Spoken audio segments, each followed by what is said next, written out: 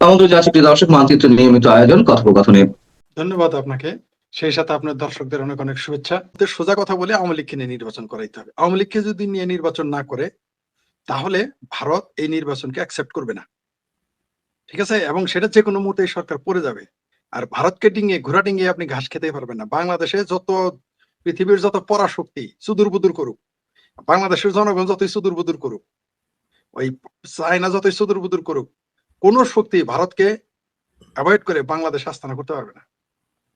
আর বাংলাদেশের জনগণ যতই সুদূর-বুদূর করুক, ভারত ছাড়া এরা না খায় মারা যাবে। ভারত ছাড়া আপনি চলতেই পারবেন না। তো এটা তো বিশ্ব শক্তি জানে, এটা তো ইউরোপীয় ইউনিয়ন জানে, এটা তো আমেরিকা জানে। তাই তারা চেষ্টা করতেছে কোনো না কোনো ভারতকে ম্যানেজ করতে। আর ভারতকে ম্যানেজ করতে গেলে ভারত বলবে তুমি আওয়ামী লীগকে নির্বাচন করতে দাও।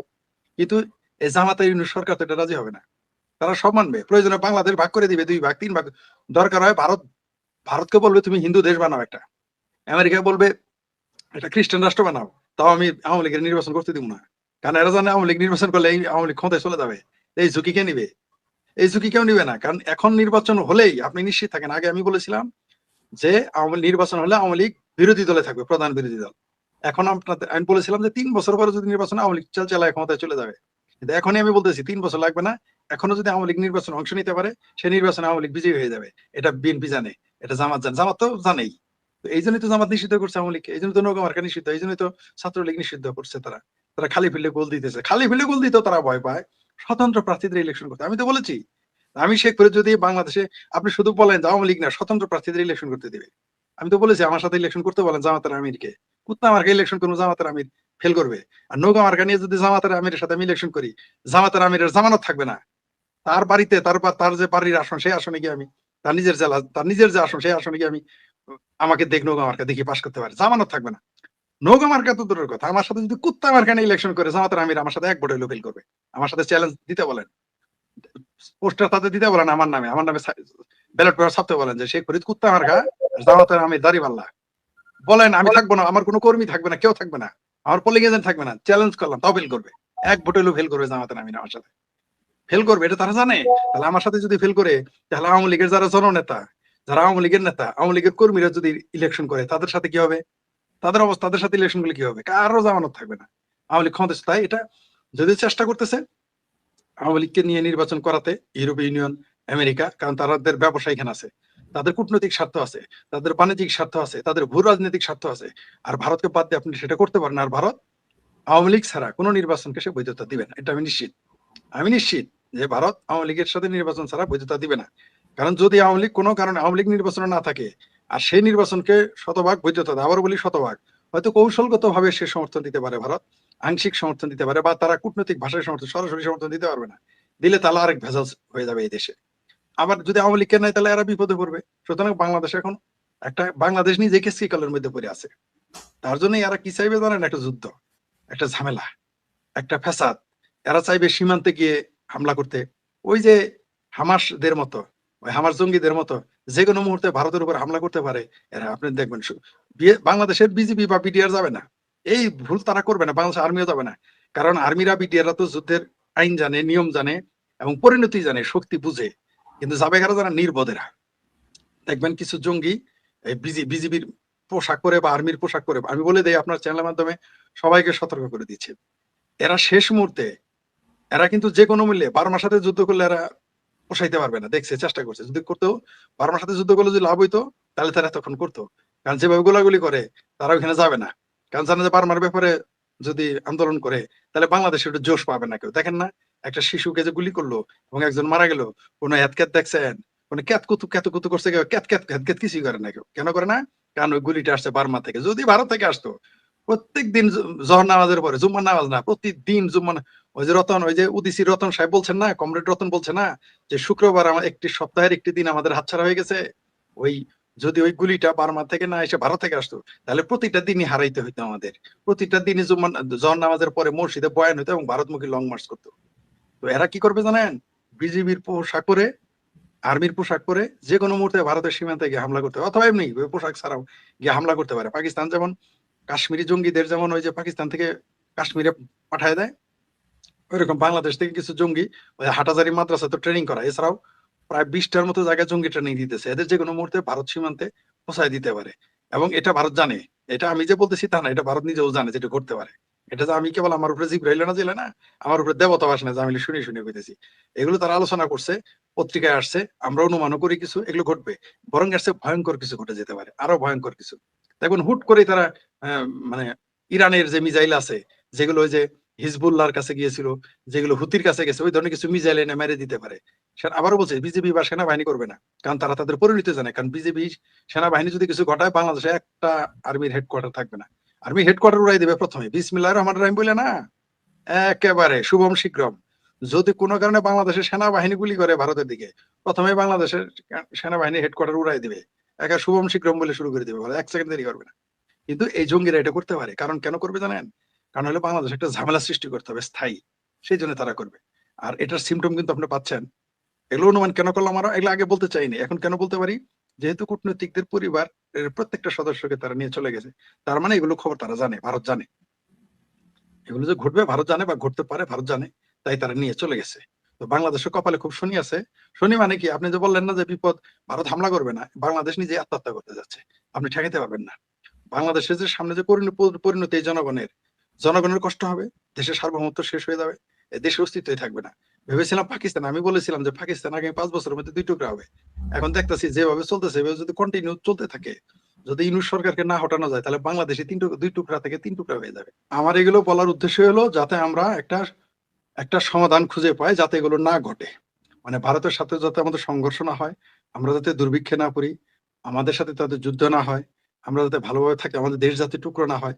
কিন্তু এরা তো আচ্ছা, একটা লোক যে ঘটনা ঘটাচ্ছে, এখন ঠেকাইতে পারবেন না। তো সেজন্য বলছি, এর সমাধান হচ্ছে এই তথাকথিত আদম ব্যাপারী সরকার, এই জামাতের ইউনূস সরকারকে হটাতে হবে। প্রথম কাজ একে সরিয়ে ফেলে। একে যদি আপনি রাখেন, তাহলে আমি যা বলছি সেগুলো ঘটবে। কেউ ঠেকাইতে পারবেন না। তার সিম্পটম শুরু হয়ে গেছে। একটা দেশের কূটনৈতিকদের পরিবার, সপরিবারের সদস্য হঠাৎ করে বিনা নোটিশে নিয়ে যাওয়া মানে বুঝেন তো যে তাদের কাছে কি তথ্য চলে গেছে। কারণ তারা যা আমি বলছি, যা আমি অনুমান করতেছি, হয়তো তার চেয়ে ভয়াবহ তথ্য তাদের কাছে আছে। নাহলে কূটনীতিকদের পরিবার কেন নিয়ে যাবে? আমরা জানি কোন রকম ঝামেলা হইলে ঢাকার কূটনীতিক মিশন থেকে বহিষ্কার করবে দিল্লিকে, দিল্লি আবার বহিষ্কার করবে ঢাকাকে, এরকম হইতে পারে।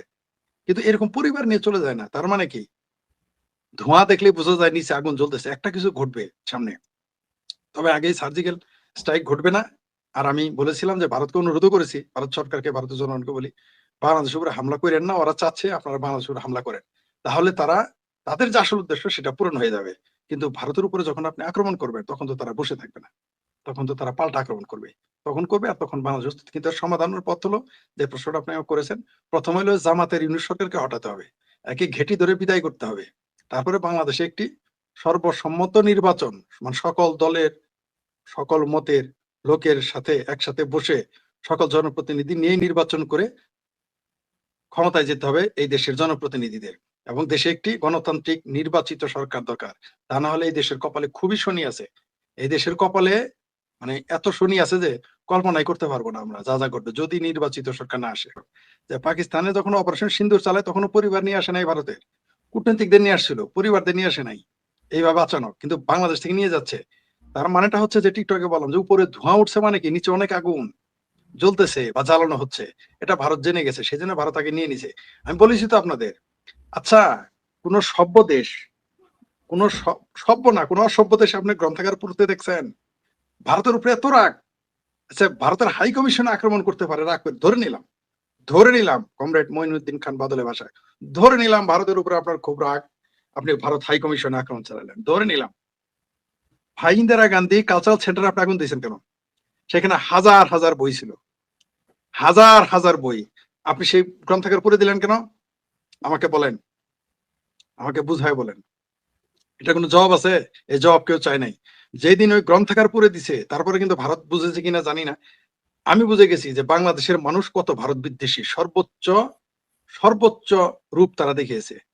আপনি বই নিয়ে বাড়িতে নিয়ে চলে যেতেন। ওই যে শেখ হাসিনার ওখান থেকে কোরআন শরীফ নিয়ে গেছেন, জায়নামাজ নিয়ে গেছেন, তার তার পোশাক নিয়ে গেছেন, তার আন্ডার গার্মেন্ট নিয়ে গেছেন, এমনকি কমোড পর্যন্ত উঠাই নিয়ে গেছেন, মুরগি পর্যন্ত নিয়ে গেছেন। ঠিক আছে? কুত্তাটা শুধু নিয়ে যায় নাই। ঠিক আছে? এখানে কুত্তা তো আবার ইসলামে হারাম। আর সব নিয়ে গেছে।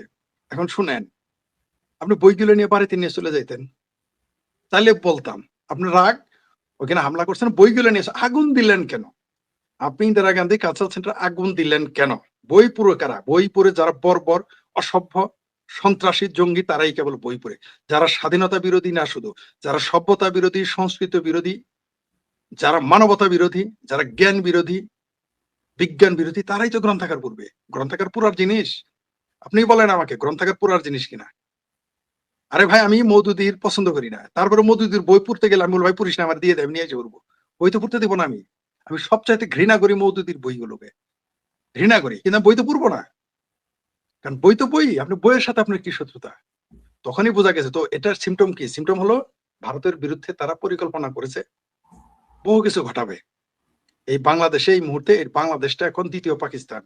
এই বাংলাদেশটা এখন জামাতের ইনুস সরকার না, পাকিস্তানের জামাতের ইনুস সরকার। বাংলাদেশে দেখছেন, সবাইকে অনেক অনেক প্রীতি ও শুভেচ্ছা।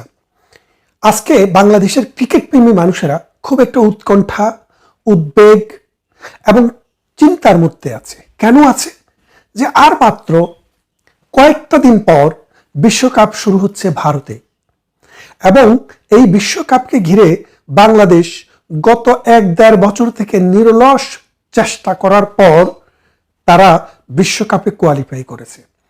আপনারা জানেন যে বিশ্বকাপ যারা নিয়ন্ত্রণ করে তাদের সর্বোচ্চ সংস্থার নাম হচ্ছে আন্তর্জাতিক ক্রিকেট কাউন্সিল, আইসিসি। তো এই আইসিসিতে সাম্প্রতিক সময় যা হয়ে গেল বাংলাদেশকে নিয়ে, তা দেখে বাংলাদেশের আসিফ নজরুলের লজ্জা না হলেও বাংলাদেশে মুক্ত বুদ্ধির, বিশ্ববিবেকের সাথে যারা তাল মিলিয়ে চলে, যারা মানুষকে মানুষ মনে করে, ওই শুয়োরদেরকে বাদ দিয়ে তাদের জন্য লজ্জার, অপমানের এবং আত্মহত্যার। আপনি দেখেন, বাংলাদেশ ভারতে গিয়ে খেলবে না, কারণ বাংলাদেশের সাথে ভারতের কোনো যুদ্ধ হয়নি। পাকিস্তান 3-4 বার ভারতের সাথে যুদ্ধ করেছে। এই গত বছরও তেহলগ্রাম হত্যাকাণ্ড নিয়ে, সন্ত্রাসী হামলা নিয়ে ভারত পাকিস্তানের মধ্যে যুদ্ধ হয়ে গেল। সেই যুদ্ধের পরও পাকিস্তান ভারতে খেলতে যাচ্ছে। আর পাকিস্তানকে যে আসিফ নজরুল, বাংলাদেশের এই জঙ্গি গোষ্ঠী, এই ডক্টর ইউনূসের জঙ্গি বাহিনী সকাল বিকাল আব্বা ডাকে, সেই পাকিস্তানও ভারতে খেলতে যাচ্ছে। কিন্তু পাকিস্তানের এই জারজ সন্তানরা ভারতে খেলতে যেতে বাংলাদেশের ক্রিকেট প্রেমী খেলোয়াড়দেরকেও দিতে চায় না, আর ক্রিকেট প্রেমী মানুষদেরকেও বিশ্বকাপ খেলা দেখতে দিতে চায় না। গতকাল ভোটাভুটি হলো, মানে বাংলাদেশ তো মনে করছে পুরো বিশ্ব জয় করে ফেলছে। আসিফ নজরুল যেভাবে ফুটবলে কিক করে, মনে হয় যেন এইভাবে কিক করে পুরো বিশ্বটাকে উল্টিয়ে ফেলেছে। তো আসিফ নজরুল কি হলো কালকে? 15টি সদস্য রাষ্ট্র যারা ওয়ার্ল্ড কাপ খেলে, ওয়ার্ল্ড কাপ ক্রিকেট যারা খেলে, তারা ভোটাভুটি করলো। আমাদের প্রতিবেশী শ্রীলঙ্কা, আফগানিস্তান, পাকিস্তান, ভারত, নেপাল, তারাও কিন্তু ভোট দিয়েছে। ভোট দেওয়ার পরে আসিফ নজরুলের আব্বার দেশ শুধু পাকিস্তান ছাড়া 15টি দেশের মধ্যে 14টি দেশ বাংলাদেশের বিরুদ্ধে ভোট দিয়েছে, এবং বিশ্বের সভ্য মানুষদের 14টি দেশ মনে করে ভারত একটি নিরাপদ রাষ্ট্র, শুধু বাংলাদেশের জন্য নয়, সারা পৃথিবীর জন্য। গত ক্রিকেট জীবনে ভারতে কখনো পৃথিবীর কোনো খেলোয়াড় ওয়ার্ল্ড কাপ খেলতে গিয়ে, এশিয়া কাপ খেলতে গিয়ে বা অন্য কোনো আন্তর্জাতিক টুর্নামেন্ট খেলতে গিয়ে আক্রান্ত হয়নি। তার মানে হচ্ছে ভারতের একটা ক্লিন শিট। বাংলাদেশকে ভারতে খেলতে যেতেই হবে, এই ছাড়া আর কোনো পথ বাংলাদেশের জন্য বিকল্প হিসেবে রাখেনি। আমাদের দেশে যেই সব বেজরমারা বলতো আমরা সবাই তালেবান, বাংলা হবে আফগান, তোদের সেই তালেবান ভাইয়েরাও তোদের বিরুদ্ধে ভোট দিয়েছে। সুরেরা বুঝলে এখন বোঝ, না বুঝলে বাংলাদেশ থেকে আফগানিস্তান, পাকিস্তানে যাওয়ার চেষ্টা কর। বাংলাদেশের মানুষ বুঝে গেছে, তোরা এসছিস নিজেদের পেট মোটা করবি, শরীর মোটা করবি, এবং এই বাংলাদেশটাকে লুটে পুটে খেয়ে এটাকে একটা জাহান্নাম বানিয়ে যাবে। শেখ হাসিনার জমানায় বাংলাদেশ ক্রিকেটের প্রভূত উন্নতি হয়েছে, সেটাকেও ধ্বংস করতে হবে। কালকে এই বিড়ি বিক্রেতা, এই বিড়ির কারিগর বলল কি, আমরা যে পদ্মা সেতু করেছি, এটা না করলে বাংলাদেশে আমরা 10 টাকা করে কম দামে চাল খেতে পারতাম। কেমন বাটপারের বাটপার আপনি চিন্তা করে দেখেন। আজকে আমিনুল ইসলাম বুলবুল বলছেন আমরা একটি মিরাকলের আশায় আছি। 14টি রাষ্ট্র, 15টির মধ্যে 14টি রাষ্ট্র তোমাদের বিরুদ্ধে ভোট দেওয়ার পরও আমিনুল ইসলাম বুলবুল তোমরা কিসের মিরাকলের আশা করো? মানে একটা বুদ্ধিভিত্তিক দেশ, একটা বুদ্ধিভিত্তিক চিন্তার মানুষ কি করে এই রকম অবাস্তব কথা বলে? আসিফ নজরুল, আসিফ নামে আরেকটা ক্রিয়া উপদেষ্টা ছিল, ওই বাটপার, সোর, বদমাশ, জঙ্গি, এই দুইটা মিলে ডক্টর ইউনূসকে এটাতে বাধ্য করিয়েছে।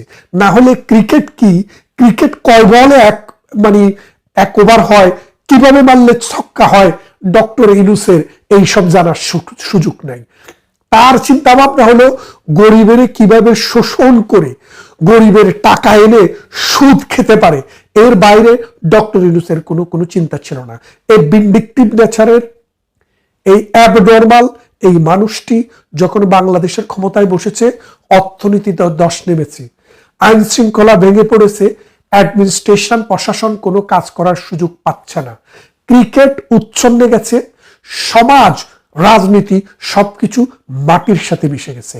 এখন এই দেশটিকে শুরু করতে হবে আবার নতুন করে, দেশপ্রেম জাগতে হবে। এই সব পাগলা কুকুরদেরকে পাগলা গারদে পাঠাতে হবে। পাগলা গারদে যদি পাগলা কুকুরদেরকে পাঠানো না যায়, তাহলে এই দেশ, এই সমাজ মুক্ত হবে না। এই সমাজের মানুষ মাথা উঁচু করে দাঁড়াতে পারবে না। আপনি কি বুঝতে পারছেন কতটা হিউমিলিয়েশন বাংলাদেশের জন্য? 15টি দেশের মধ্যে 14টি দেশ বাংলাদেশের বিরুদ্ধে ভোট দিয়েছে। 15টির মধ্যে 14টি দেশ। চিন্তা করে দেখেন, যেই বাংলাদেশ পুরো পৃথিবীর কাছে, আইসিসির কাছে দাবি করতে চেয়েছিল যে আমাদের দাবিটি বৈধ, বাংলাদেশ যদি ভারতে খেলতে যায় বাংলাদেশের খেলোয়াড়েরা আক্রান্ত হবে। ভারতের এই বাংলাদেশের পক্ষে কিন্তু পাকিস্তান ভোট দেয়নি, পাকিস্তান ভোট দিয়েছে ভারতের বিপক্ষে। কারণ পাকিস্তান ভারত শত্রু রাষ্ট্র, যার কারণে ভারতের বিরুদ্ধে ভোট দেওয়াই হচ্ছে পাকিস্তানের কাজ। কিন্তু এই ছাড়া বাংলাদেশ তার পাশে একটি দেশও পায়নি। তার মানেটা কি দাঁড়িয়েছে? এখন বাংলাদেশ যদি এবারে ওয়ার্ল্ড কাপে খেলতে না যায়, আমি আগেও বলেছি অন্তত 5 জন খেলোয়াড় আছে যাদের জীবনে একবারে বিশ্বকাপ ক্রিকেট খেলার সুযোগ এসছে। এরপরে বয়সের কারণে, ফর্ম না থাকার কারণে এবং নানাবিধ রাজনৈতিক, সামাজিক, আর্থসামাজিক প্রেক্ষাপটে এবং ভবিষ্যতে আরো ভালো খেলোয়াড় আসার প্রেক্ষাপটে এই খেলোয়াড়রা জীবনে কোনোদিন আর ওয়ার্ল্ড কাপ, টি-20 খেলার সুযোগ পাবে না। তাহলে আপনি খেয়াল করে দেখেন, শুধুমাত্র দেশের জন্য নয়, যেই খেলোয়াড় যার জীবনের স্বপ্ন ছিল এটা, সেই স্বপ্ন বাস্তবায়িত হচ্ছে না।